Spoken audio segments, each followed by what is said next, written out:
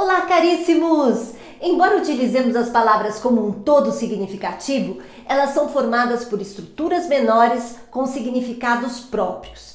Além disso, existem diferentes processos que contribuem para a formação das palavras. E é sobre isso que falaremos aqui.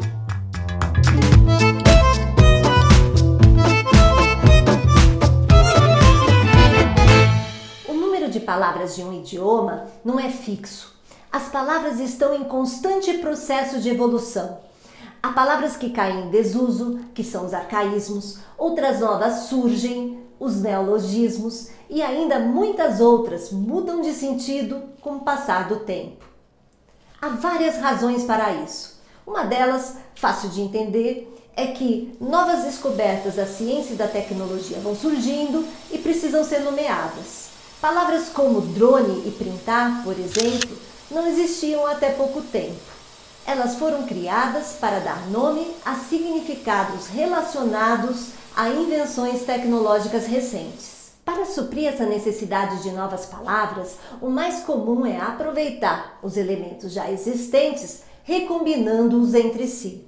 Veja, a palavra não é uma unidade indivisível, mas uma combinação de unidades de significado menores. Essas unidades mínimas de significado que compõem a palavra recebem o nome genérico de morfemas, mas eles não têm todos a mesma função e por isso recebem nomes diversos para representar essas diferenças. Dentre os morfemas constituintes da palavra, vamos destacar hoje o radical e os afixos, prefixos e sufixos, que são os morfemas básicos para compreender os processos de formação das palavras. Radical é o segmento que funciona como base do significado. Ocorre em todas as palavras de uma família e em nossa língua não pode ser dividido em unidades menores. Exemplo: real, realista, realismo, realizar, realidade, realizável.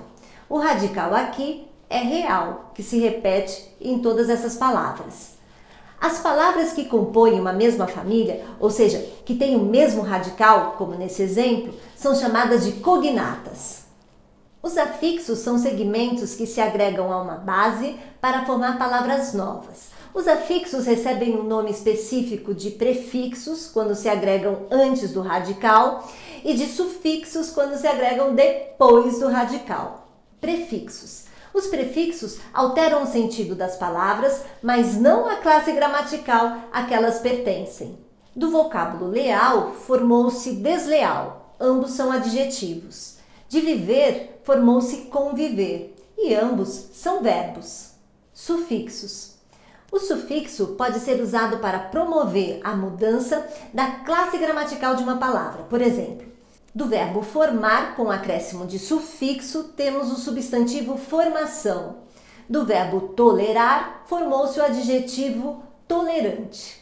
Há dois processos básicos para formar palavras novas: a composição e a derivação. Hoje estudaremos a composição. Composição é o processo que forma palavras novas a partir da junção de duas ou mais bases de significação. Existem dois tipos: a composição por justaposição. Ao juntarmos duas ou mais palavras ou radicais, não ocorre alteração fonética, isto é, os elementos agregados conservam a mesma pronúncia que possuíam em separado. Por exemplo, passatempo, girassol, couve-flor. Composição por aglutinação.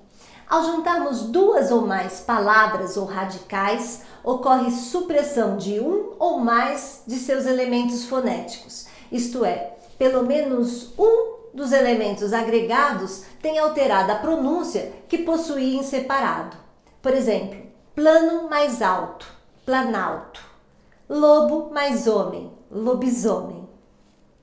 As composições podem ocorrer de modo descritivo, ou seja, dão nomes a objetos por meio de suas características mais relevantes. Por exemplo, lava-louça, papel alumínio.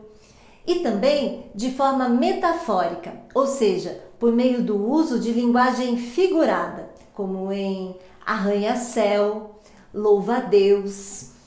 Para concluir, podemos dizer que, assim como todas as línguas, a língua portuguesa está em constante movimento, gerando novas palavras o tempo todo. Reconhecer os processos de formação de palavras é reconhecer a dinâmica do nosso idioma e, consequentemente, compreender um pouco mais da nossa história. Em seu livro A Descoberta do Mundo, Clarice Lispector faz uma verdadeira declaração de amor à língua portuguesa, acentuando seu caráter patrimonial e sua capacidade de renovação. Ela diz assim: esta é uma confissão de amor. Amo a língua portuguesa. Ela não é fácil, não é maleável. A língua portuguesa é um verdadeiro desafio para quem escreve. Sobretudo para quem escreve tirando das coisas e das pessoas a primeira capa de superficialismo. Ela é formidável, não é? Um beijo e fique ligado porque aqui a gramática é sempre